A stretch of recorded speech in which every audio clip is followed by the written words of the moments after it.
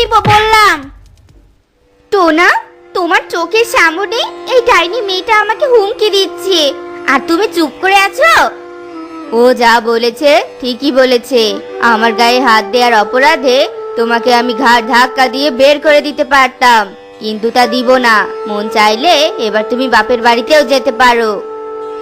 টোনা এইসব বলে নতুন বউকে নিয়ে নিজের ঘরে ঢুকে যায়।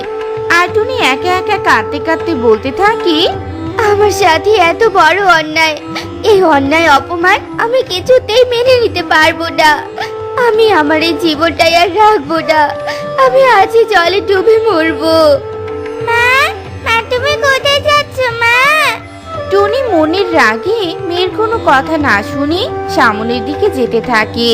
আর হঠাৎই মানসিক দুশ্চিন্তার কারণে তার হার্ট অ্যাটাক হয়, আর সেখানেই পড়ে টুনি মরে যায়।